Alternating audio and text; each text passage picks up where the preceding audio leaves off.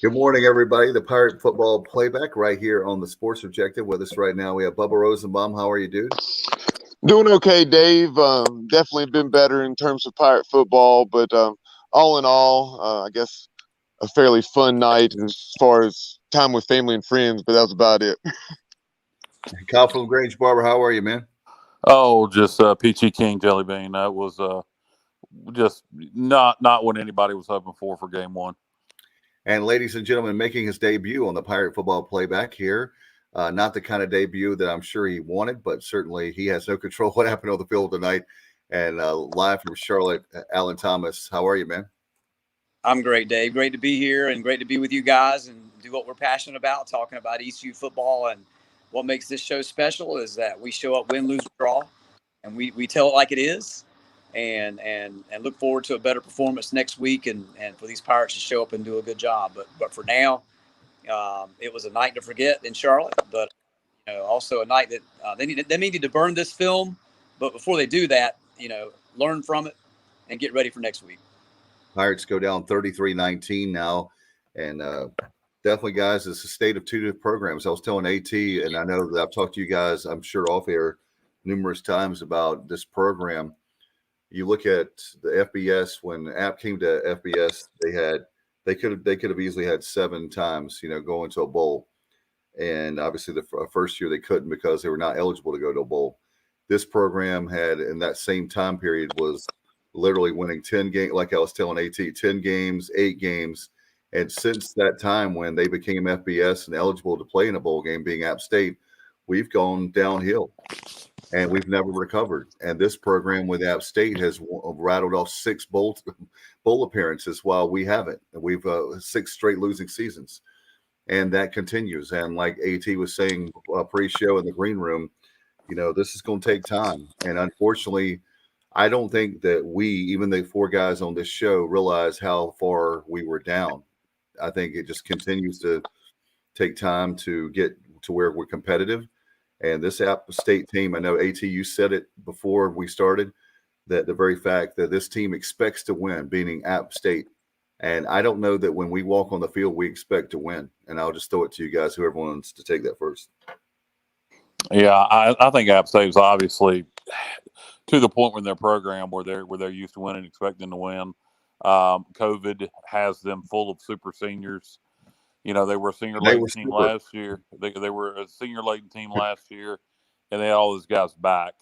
Their defense last year held people to 16 points per game. Everybody was back on that defense. With all of that said, I still expected us to be a lot more competitive than we were tonight. And you look at the scoreboard and you say, hey, we lost by 14. And, hey, they took a touchdown off the board on that Hail Mary at the end of the first half. That's making a 7-point ball game. Yet it does not feel that close. They dominated this football game. Yeah, it never really got out of hand on the scoreboard. But make no mistake about it, it was a complete and utter domination. And you come away from it, and to me, the scary part is the O-line looked like complete trash. The defensive line at times was just manhandled by their O-line. And that's what, because you can't fix that.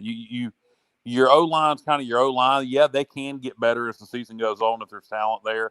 And maybe you need to figure out, who needs to go where, move some pieces around.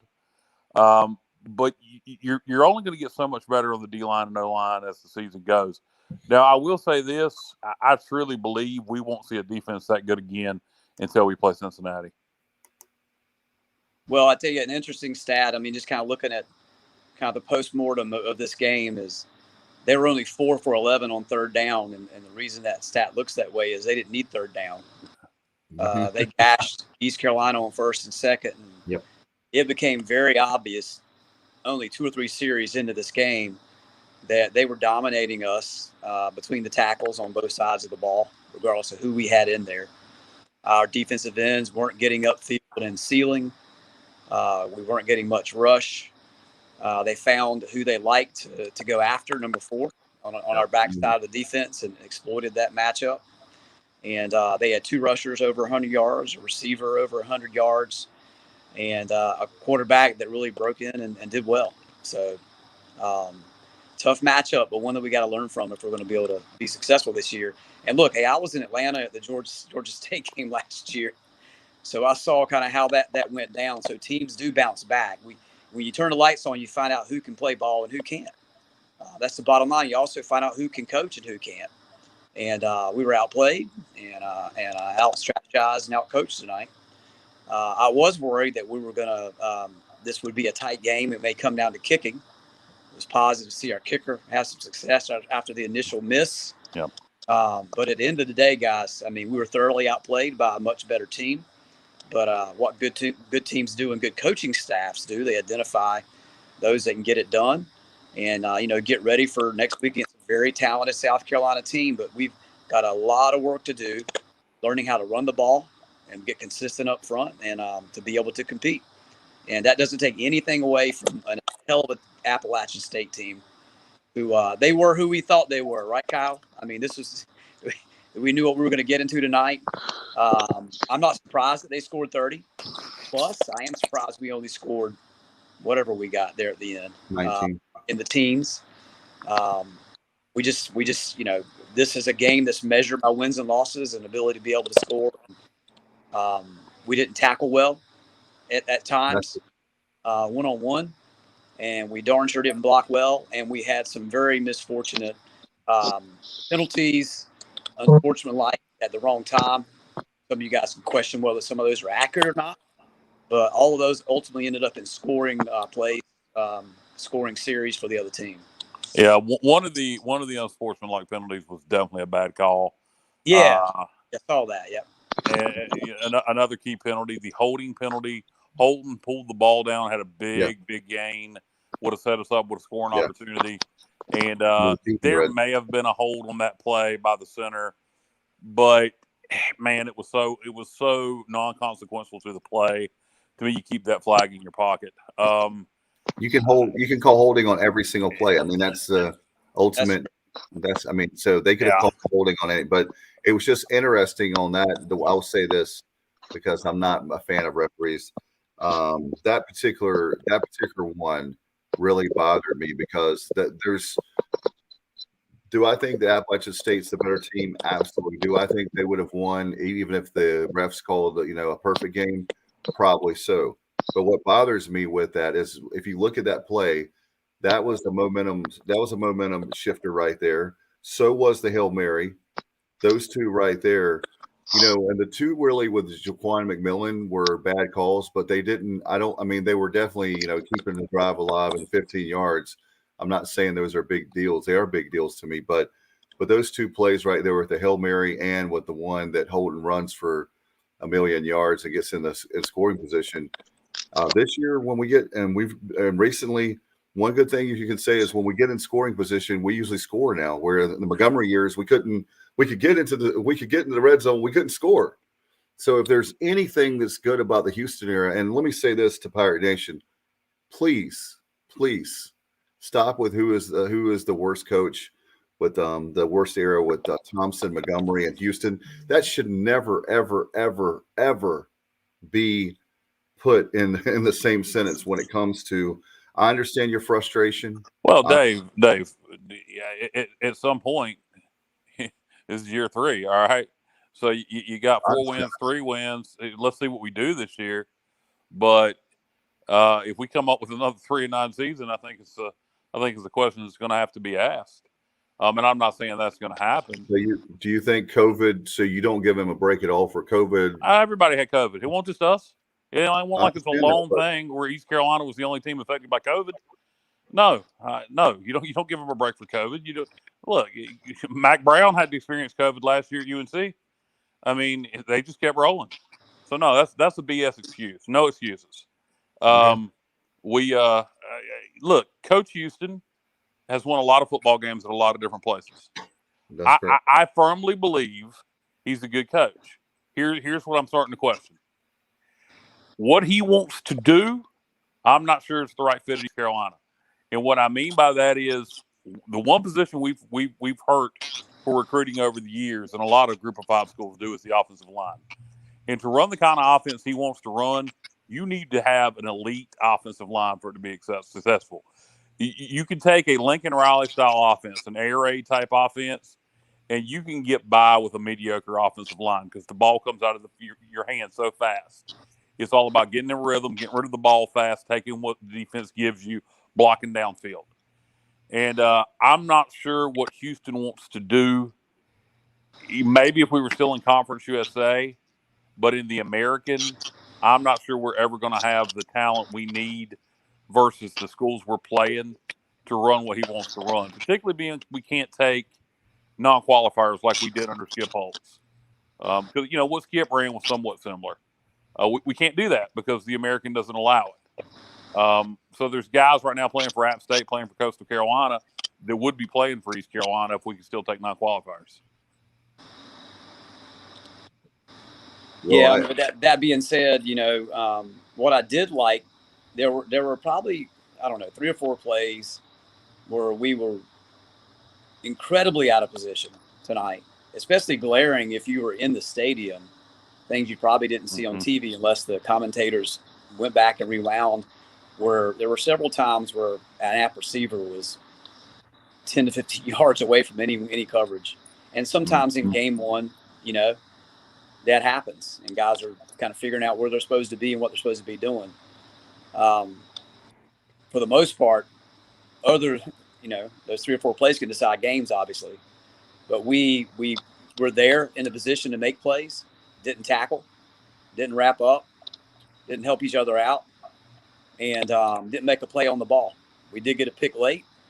I like some of our defensive backs. I think App knew who they wanted to go after early. I love coaches that can game adjust in a game.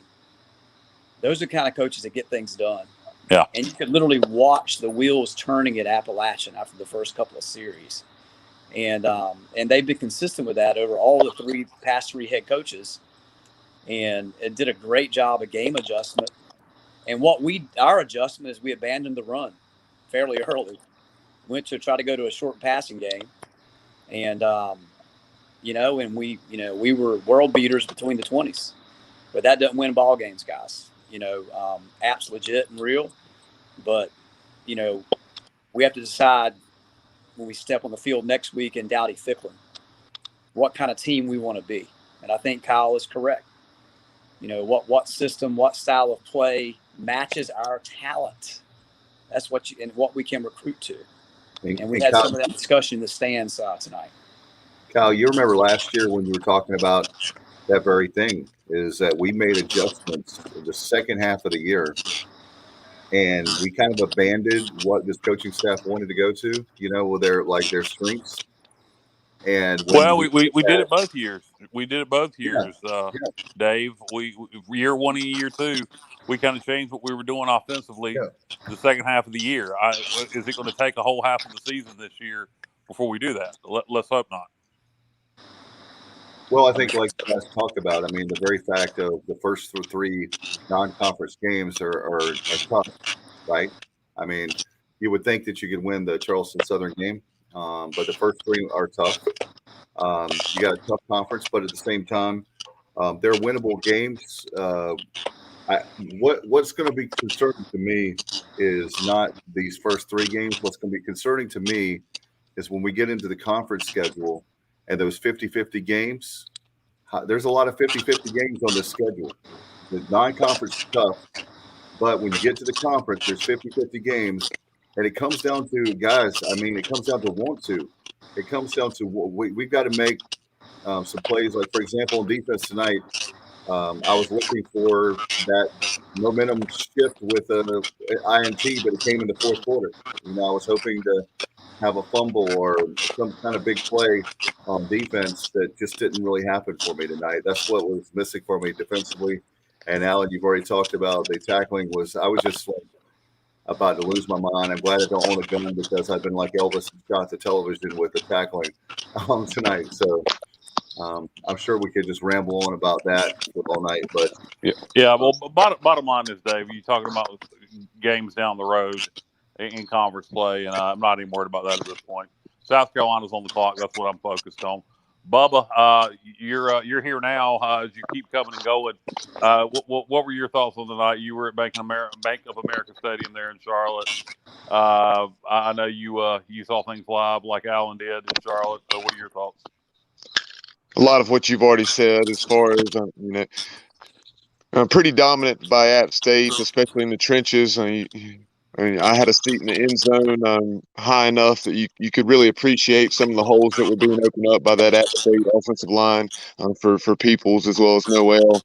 And then Chase Bryce, when you have the luxury of a ground attack like that, he was very efficient. He did miss a throw too early on where he probably should have connected. But I want to say he finished something like 20 out of 27 for about 260 yards. And well, I'm very interested to see how he plays next week at Miami and moving forward. But tonight he was very solid. And a lot of his guys were the play action passes were very effective. Guys, whether it was Hennigan on the post for 76 yards or some shallow crossers and outs off of play action. He didn't really have to throw the ball into many tight windows because guys were so wide open. Well, when you can run the ball like that, Exactly. It makes you look really good as a passer when you have a lot of open field, when you got your safeties having to come up and run defend like that, linebackers, and trying to find a way to do anything to disrupt what the offense is doing. Again, they had two 100-plus yard rushers. I think Peoples had 105 or so, and the other guy had 120 or so. And when you can do that on first and second down, and it's always 2nd and 5 and 2nd and 4, then that allows you to do a lot of things. I think back to the drawing board a bit on defense. I think that App is like we said, they are who we thought they were. They picked right up where they left off last year. They're going to make a lot of noise. They're a good team. Great credit for them. I'm worried about East Carolina.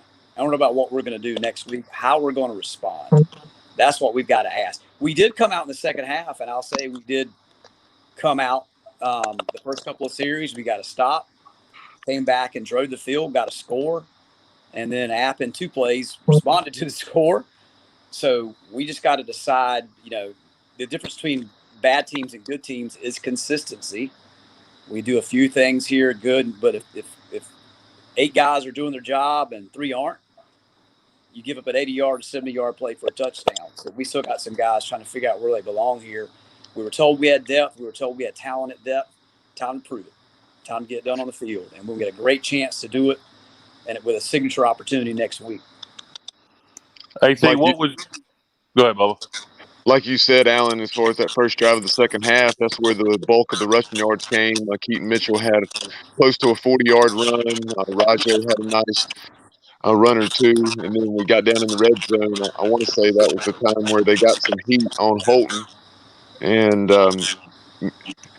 And Tyler Snead was open in the flat, and Holton just didn't have time to get it to him. And the throw was a little wide. Yeah, and part of that, some of the throws Holton missed tonight was on the O-line. Some of them were on Holton. And sometimes receivers need to step up and make a play. So, if the ball's in your vicinity, sometimes you need to figure out how to catch it. Jump, dive, do something. But people need Omatoso had a number of plays tonight that were in his zone that really cost us early. He makes a catch, the ball didn't hit him between the numbers, but a player of this level, and he's had those periods, it came on late last year, but we really need guys to start to step up. And CJ's got to control his emotion. Oh, amen. Absolutely. He was going nose to nose with it. We were told that there was some emotional maturity there this year and things that improved. But what I saw was a talented young man who has no control of his emotions, and it cost us again tonight on a number of plays. Where he wasn't in the read down, he wasn't in the check down on the same page with his quarterback, and got involved in some things. Sometimes you just got to be smarter and a more mature athlete, and we're still learning that. I will say from a positive aspect from the receivers, I thought Josiah Hatfield had a pretty good game tonight. Hatfield had an impeccable game. Yes. Great game. Good to see him emerge. We need to start rewarding guys like that. Yep. that Absolutely. are into the game and rise to the occasion. And again, who steps out there when the lights come on and perform, that's who we got to start rewarding and put in position to be successful. Jones had the touchdown late. Guys, Good catch. He was did he intentionally dive in the end zone, or was he about to trip? You have to tell me, Kyle. I was already in the car. Okay. To me, it looked like he intentionally made himself look like he was going to trip, so he could do that flip in the end zone without getting in trouble. Maybe there was a defender right behind him, so I'm not sure whether there was contact made there, but he got the nose of the football in the end zone. I like a guy to make a good impression like that early. And yeah, we need these tight ends to perform and be a difference makers. We thought those were going to be matchup advantages and going to be a big part of our offense that we were going to really exploit. You got to throw to them. Yeah, but if you don't throw to the guys, it's not going to happen, right? Especially if you're looking out of your ear hole, taking pressure.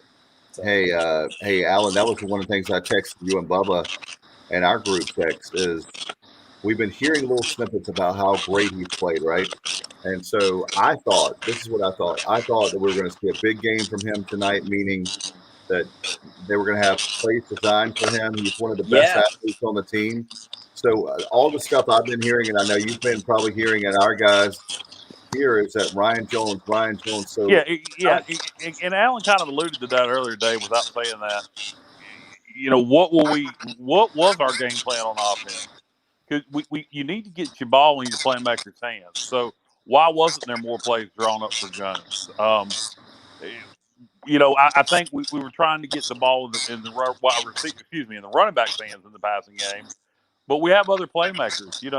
Draw some stuff up, specifically to get the ball in Jones's hand. They took Snead away, and once they took Snead away, it seems like our passing game didn't have a clue what they were going to do. Yeah, they the whole name of the game in football is to take something away, that is essential for the other team and see how they respond. And they did a phenomenal job with it. Keaton in the backfield running and receiving, a home run hitter. We've always wanted a guy, and we haven't always had a guy who's been a home run hitter. So I like the fact we've got a handful of that talent on this team. We've just got to go back to the drawing board a bit before next week and see what works and what hasn't worked, and got to be more productive on offense. A great Appalachian defense, I think, really showed out tonight, guys. I'm going to say that. I'm not going to take any credit away from them, but I think this is one of those games that you almost burn the film and go back and look at your talent and say, did we have the best game plan in place for the talent we have right now? Of who's going to step up when the lights come on and get it done? Like some of the things we did tonight, you have to look at it this way because it was a butt whooping. Find the things that you could accentuate and the ones, something you think you missed out on here and there. And that's what we got to do. It's a tough one, credit to Appalachian, but we're in the ECU business here, guys, and we got to find ways to score points. And, settling for field goals is just not going to be enough against quality teams. It's definitely not going to be enough in Dowdy Flippin next week. No doubt. And we need to also keep in mind that you made a great point, Alan, with consistency. We've got to see consistency. And I think there's flashes for this team. There's flashes of greatness. So you'll see a play here and a few plays where they're not. So we got to find a way to put this together. The other thing I want to mention to you guys is I was saying to our guys, for obviously with Bubba and Kyle, we have a group chat. But we've got to open the playbook up. Holt Naylor has been here for 4 years. He's not a freshman anymore. And I know there's certain things we can't play because, like Alan, you alluded to the fact of if it's 3rd and long, you can't do the same plays you would do it for 3rd and short. There's less options when it's 3rd and 10, right? But they've got to open up the playbook. We've got to go for broke. Let's go big or go home because we're going to play conservative and a little tight. Then we're going to keep losing every single week. I hate to say it, but I mean, that's one thing for me is open up the playbook. You got to trust your quarterback. I know there's some throws he missed tonight, but also, the offensive line, everybody's got to do their part. So, well, I think we got a rude awakening. I think we might have thought we were a little better than we were up front, and a good team stresses you and puts you in that situation. I'm ready for us to kind of stress from different positions.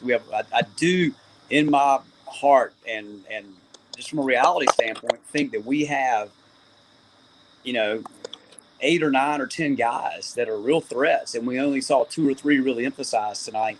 Yep. And we've really got to address that. And I hate to bail on you guys tonight. I really look forward to next week. No problem, man. Staying with some friends here in Charlotte and want to honor and be respectful for them, and wanted to come on with you guys a bit tonight here on the road, and wish I had more time, man. But I tell you, I'm excited about the season ahead. This is great therapy for the Pirate Nation and also for us to talk about these games, win, lose, or draw. We're always going to be here and keep it real and call out what we see and hopefully see improvement and have a lot more to talk about next week. But thank you guys so much for tonight, and carry on and have a great show, guys, and look forward to picking up this week. All right, thanks, Alan. Next Thanks Saturday. so much, AT. See ya. Appreciate you, AT. All right, bye-bye. All right, Alan Thomas there in Charlotte. Appreciate him, former mayor. The feedback was definitely on his end there. That's we had now it sounds crystal clear. Yeah, Dave and I thought it was just the popping that you'll sometimes have, but yeah, it was definitely on his end. Yeah, we got to make sure we address that so the audio quality is a lot better going forward. Guys, I really don't know what else there is to say. We kind of beat the horse to death, but I kind of want to echo what Alan was saying, and I was kind of saying the same thing.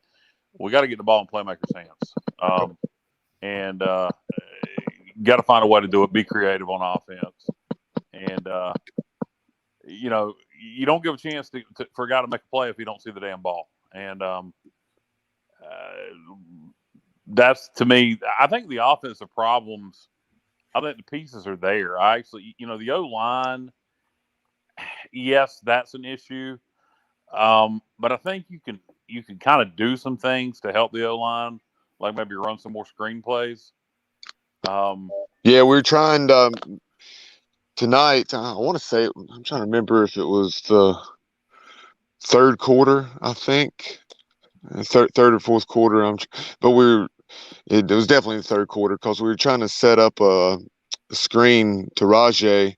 And heck, it may have been the first half, but it was when the game was still somewhat in doubt, and where we still had a chance of coming back, and we're trying to use App State's pressure to our advantage. And they sacked Holton 4 times, they hurried him 5 more times, had him on the run for the majority of the night, and we were trying to set up a screen to the right side, and it nearly got picked off.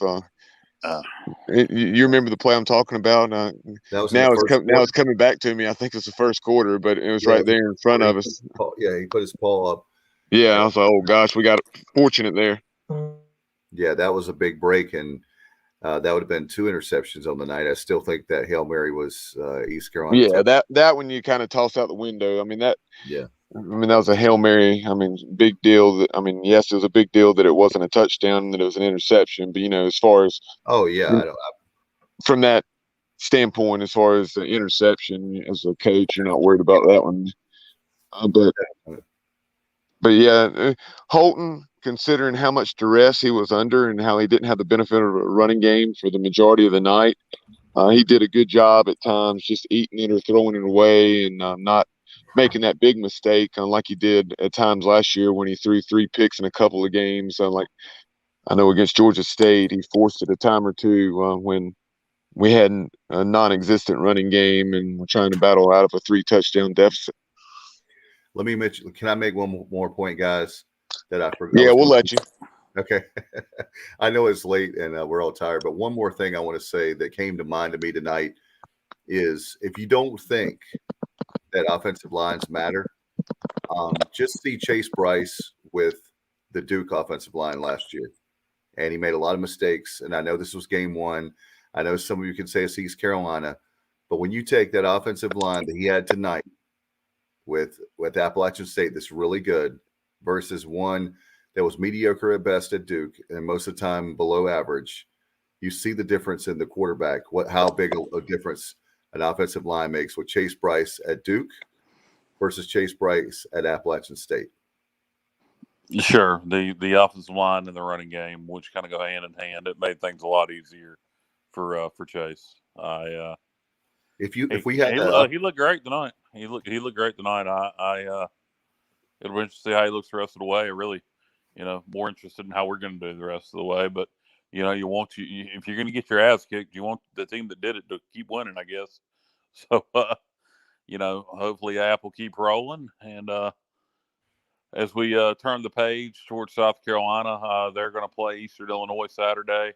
The quarterback they're going to start against those guys probably will not be playing next weekend against us. We'll see.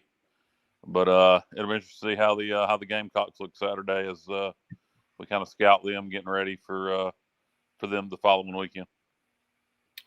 No question. I think we have a chance. We'll see how we've got to make some adjustments. Obviously, we'll see how that goes. The good news is we have a couple extra days to prepare for South Carolina. First-year head coach, first-time ever head coach is Shane Beamer, who I think he'll be a great coach. But that program, we'll see how they're. Kyle, you've already alluded to the fact you believe there's more talent at as far as SEC talent at South Carolina. Yeah, there's more talent. That doesn't mean they're a better football team. Right. We never had more talent than Miami, UNC, or NC State, yet we've beaten them all tons of times. Just because you got more talent don't mean you're a better football team. So, no, I think App State would have beaten. I think App State would have beaten South Carolina tonight by 2 touchdowns. That like I say, it's funny losing to App State by 2 touchdowns doesn't make me want to crawl in a hole. It's just it doesn't seem like it was even that close. So. There's some times I felt like we were down 4 or 5 scores. Yeah, Didn't exactly. that? Yeah. So anyway, we'll see what happens next weekend. Guys, I'm out of gas. I'm tired. Bubba, you got anything else? Yeah, we're gonna put some comments real quick, go over the scores, and get out of here. Appreciate folks tuning in so late. Mark Calloway chiming in saying thanks, guys. I just found you tonight. Really appreciate you tuning in, Mark. Also, is that the Undertaker, Mark Calloway. How about that? Yeah. That's hell, man.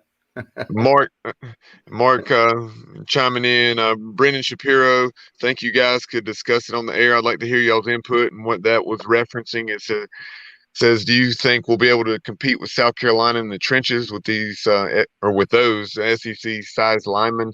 I know South Carolina is not great, but that's a legitimate concern. And I told Brennan that we were discussing that off the air. And so Kyle, go ahead and mention what you were telling me. It's a thought that I certainly had already had. Yeah, their defensive line is the strength of their football team. And you saw the way App pushed around our offensive line tonight. So can we come up with something to kind of offset what their defensive line can do? We're going to have to. Holton's going to have time. Our defense, they had trouble against the run tonight. What's the best part of South Carolina's offense? The run. I do not think it's a good matchup for us. South Carolina, it'll be interesting to see as they play Eastern Illinois. South Carolina is a beatable football team, but I'm not sure we run the right system to do it. If that makes any sense. Our offensive line and defensive line is exposed too much doing what we're trying to do. And if we don't get I'll say this, Brendan. If we don't get more creative on offense, I don't like our chances against their D-line. Now, if we can do some things to kind of disguise our weaknesses on the offensive line and get the ball in playmakers' hands in space, then, yeah, we can beat them. All right. Is that I know we have some more comments, or that was we do. Just one moment. I was on another tab checking out some of the numbers and so forth. But Matt Semenza obviously knows a thing or two about defense. Played for Coach Logan and was a part of some very good Pirate defenses there in the mid-'90s. Yes, he was.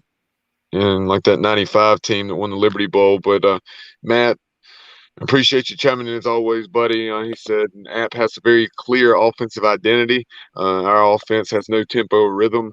We don't appear to have simple wide receiver screens in the playbook to counter an aggressive defense. And good point. We already mentioned that a little bit as far as some screens, and then We will never be the 85 Bears on defense, but it's unacceptable to be this bad. Yep, I agree. 100%. I agree. And to me, the defense was look. App last year had an elite defense. Their offense struggled at times. At times, their offense is good, but at times it struggled.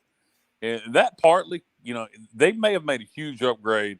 They got their old passing game coordinator back as OC, and their head coach at one time was run game coordinator. So having Tony Peterson leave might have been a benefit to them. So maybe their offense is better this year. But anyway, have we got any other comments, guys? No other comments. Just very quickly, we've mentioned a lot of the key numbers. Just for the game, you saw 20 first downs for the Pirates, 25 for App State, and that was very misleading. A lot of those for East Carolina came late after the issues already decided. Rushing, net rushing, 226 for Appalachian, 86 for the Pirates. Net passing, 295. Again, a lot of that came late. 259 for App State, and like I mentioned, Chase Bryce was 20 out of 27. He did have the one pick that Jaquan McMillan got, was it early in the fourth quarter? Yep. But I believe it was right after Tyler. We lost Bubba there. His audio cut out. But yeah, while we have a chance, got another comment, Kyle, going to put up here from our friend Richard Olsbrook, a good old Williamston guy and Greenville guy. Now, App is fast, a good senior team that will have a good year. So thank you, Richard, for going to Charlotte tonight. They're good. But I'm not so sure we are. Well, yeah, very interested. Can you guys hear me okay now? Yeah, gotcha. Very interested to see the type of season they have. Appalachian definitely has the ability to win every game on their schedule. Next week they go to Miami, and Miami this week, guys, as most of you listeners probably are aware, viewers, Alabama. how they are playing Alabama. So they could be obviously in need of a victory. Oh, they will be, and then also be fairly beat up. So I'm interested to see how they would bounce back from a loss to Alabama against a very good App State team. And then I think more interesting question: who do they play after App State? I don't know. I have to go look. But you have midweek games later on down the road against Coastal and then Louisiana, but then a game, I want to say it's a Thursday night game with Marshall. But they definitely play Marshall. Can't recall if it's Thursday or Saturday. They have Michigan State home. Say that again. They have the Spartans, Michigan State at home, a noon game on the 18th. Okay, so Miami is going to play App State in between Alabama and Michigan State. Congratulations on the win over Miami App State. I do agree with you, Kyle. I think that's a game that a lot of people don't realize. Even though it was FCS, they went to the Big House, won, and they continue to win and win and win and win and win and win. And they don't care what the jersey says. No, you look, Appalachian State is your classic sandwich game. You got App State in between. If you're Miami, you got App State in between Alabama and Michigan State. And Miami is going to. There's going to be some. Oof, that's yeah. Like I said, I would put my money on App State next weekend. Another positive tonight statistically is John Young, 6 punts, averaged well over. I want to say he averaged about 45 or something. I'm trying to remember, but he had a long of 54. Had a really nice one there, late third or early fourth quarter that had a ton of hang time, and drove the App State return man Thomas Hennigan back. But hopefully he'll be used sparingly, but he'll continue to punt that way moving forward when we do need to call on him.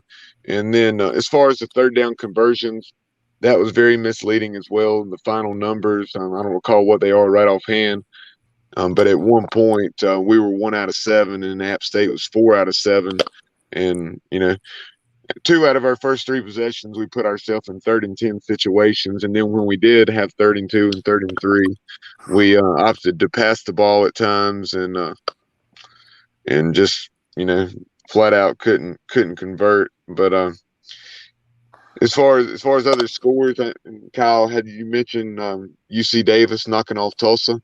Yeah, UC Davis beat Tulsa. Obviously, Bad night for the American guys. Very Yeah. bad for the Americans. huge win for Set. UC Davis. Is that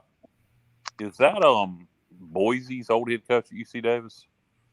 Yes, Dan Hawkins. The Yes, Hawk. yeah. Old Yes, Dan yes. Hawkins getting the upset over. It's the Big 12. It ain't intramurals. Exactly. Hey guys, another quick comment. I want to put Speaking of Boise State was up 21-0 on UCF very early in the second quarter, and now it's 30-24 Knights with just under 14 minutes left in the game. So I'm about to head in and turn that on. They had a very lengthy delay. That's the reason that one is still in progress, and look forward to watching the end of that. And what a storybook start that would be for Gus Malzahn to rally from 3 touchdowns down against a tremendous opponent. no doubt. And Richard Allsbrook, I'll put this up here real quick. He was talking about that App State will beat Miami. And I believe that doesn't they allow that as Sun Belt to take Prop 48 kids, right? Correct. Yeah, I thought so. So yes, you are correct. Richard, I was talking about that earlier, Richard, that a lot of the kids that the American don't allow us to take non-qualifiers like we could in Conference USA, and some kids right now are at App State and Coastal that would be at East Carolina, and that's one thing the American needs to change, particularly being we're about to lose 3 teams in the Big 12. It's time to accept who you are. You're a Group of 5 conference. You're already at a disadvantage. Quit putting yourself at a bigger disadvantage by not allowing to take non-qualifiers. So that needs to change, particularly. Do what? You think that's a done deal? BYU and the 3 from the American to go to. I think if they get the invites, they're going. Yeah, I think nobody's going to wait around and hope that everybody's going to look out for themselves at the end of the day. It would have been nice if we could have stayed together as a league and tried to force a merger, but it ain't going to happen. Now, here's what I think will probably happen, and then we're going to get out of here. I think those 3 will go with BYU, and then I think before they even play a game in the Big 12, I think a couple more Big 12 schools will end up going somewhere, and they're going to lose Power 5 status. It's going to be much like the Big East, when SMU, UCF, and whoever the hell it was got in, and we ended up getting in. By the time we got in, it wasn't a Power 5 or BCS league anymore. Right. So that's what I think will end up happening. At the end of the day, if these conference commissioners and these ADs will grow a set of nuts and force and force the hand of these Power 5 leagues to expand the playoff to 12 teams, then who gives a damn who's in the Big 12? Growing nuts, tickling taints, and we talk about it all here on the Sports Objective. You're damn right. I mean, look, bottom line, I've wondered for a long time why we don't sue. And if this 12-team playoff expansion don't happen, if we don't do something, and when I say we, I don't just mean East Carolina. I mean the Group of 5 schools collectively. If we don't do something, we don't deserve to be in a damn playoff because we sit around here and we let them throw. We're like a bunch of little yard dogs that let the Power 5 throw us table scraps outside and lick them in the face for them. Well, that's what we do as a Group of 5. What's going to happen if we sue? If they say, "Well, we're going to break away," you know what? Screw you guys. We're going to break away.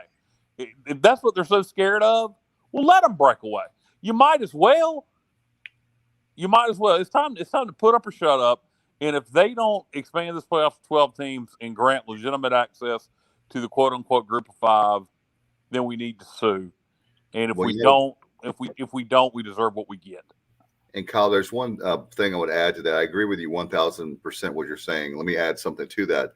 The only problem with the expansion now is your boys from the SEC want to have six. They want to pack their boys, which I understand what they're trying to do, but they want to put 6-7 guys, 6-7 teams in that's up to the. So what?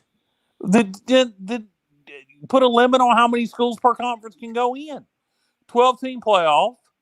Right. I have no problem with that. I want the expansion. 12-team playoff. You're 6 highest rated conference champions, and no more than 2 schools from each conference. I mean, I don't. They can figure it out. It's time to make things fair for everybody, and this is a tangent. Who cares about all that right now, really? South Carolina's on the clock, guys. I'm running out of steam. I'm going to watch the end of this UCF game. Right. We'll be better prepared for next week's game. Better prepared for next week's show, guys. We need to have the stats ready. We need to be on it. Speaking of stats, there was nothing to talk about tonight, Kyle. I mean, what good stats to talk about? There was nothing. I mean, we mentioned a lot of them. There may not be nothing to talk about next week either, but damn it, we'll do it with style. All right. Louise. Bubba wants to get something else in. Let him get it in. Speaking of stats, no, just since you brought it up, not our game, but you're talking about that UCF game. I found it very interesting. Part of the way the Boise State got that 21-0 lead is a 100-yard interception return for their first touchdown, because total yardage UCF has 481 and Boise has just 199. Wow, taking advantage of opportunities. And Dylan Gabriel has thrown for right at 280 yards, 4 touchdowns. Meanwhile, the Knights have also run for 203. All right. There you go.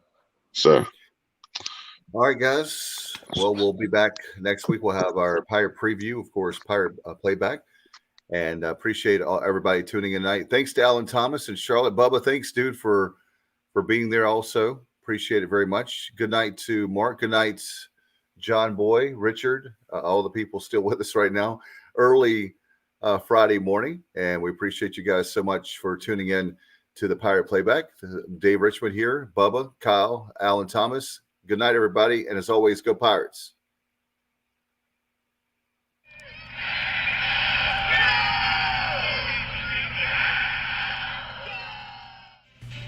Yo, what's going on, y'all? This is Udon Cheek, assistant track and field coach at East Carolina University. You are plugged into the Sports Objective Podcast. If you are a fan, you are plugged into the right place. And if you're really a fan, you will share that link.